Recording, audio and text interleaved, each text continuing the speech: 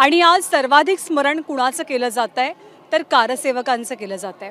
कारण याच अनेक कारसेवकांनी आपलं सर्वोच्च बलिदान, आपल्या प्राणांची आहुती दिली आणि या सर्वोच्च बलिदानानंतर रामजन्मभूमीचा संघर्ष अधिक तीव्र बनला, कोर्टाची लढाई सुरू झाली आणि मग हळूहळू ही कोर्टाची लढाई हिंदू पक्षकारांच्या बाजूने गेली आणि आज मंदिर निर्माणाचं कार्य पूर्ण झालंय।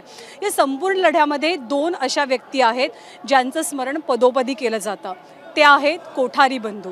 एकाच घरातले दोन सख्खे भाऊ कार सेवा करताना शहीद झालेले होते।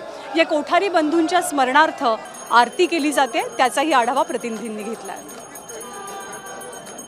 राम जन्मभूमीसाठी सुरू असलेल्या आंदोलनाचं स्मरण हे कोठारी बंधूंच्या स्मरणाशिवाय अपूर्ण राहतं। त्याचं कारण हे एकाच परिवारातून पश्चिम बंगालच्या कोलकाता येथील एकाच घरातील दोन भाऊ जे बाबरीच्या घुमटावर चढले होते आणि त्यांनी भगवा झेंडा फडकवला, त्यानंतर मग पोलिसांनी केलेल्या गोळीबारात यांना आपल्या प्राणांना मुकावं लागलं।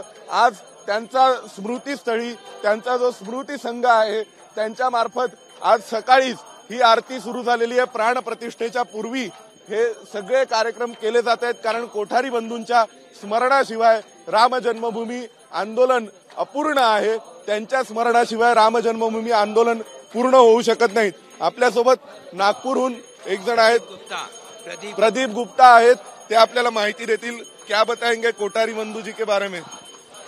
कोठारी बंधु दोनों बचपन से ही राष्ट्रीय स्वयंसेवक संघ के और स्वयंसेवक थे।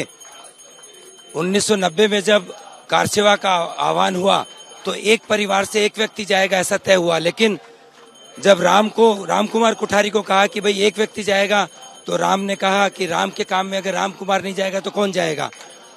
शरद को जब कहा तो उसने कहा कि राम के साथ लक्ष्मण तो अवश्य जाएगा, और इस तरह दोनों भाई अयोध्या में राम कार सेवा के लिए गए और 30 अक्टूबर को उन्होंने गुम्बद पर चढ़ के भगवा लहराया और 2 नवंबर को कार सेवा करते हुए अपने प्राणों की आहुति दी।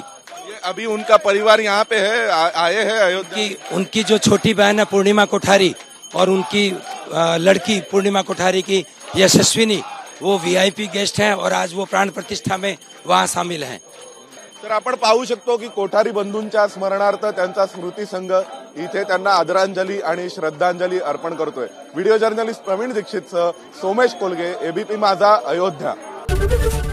ABP माझा, उघडा डोळे बघा नीट।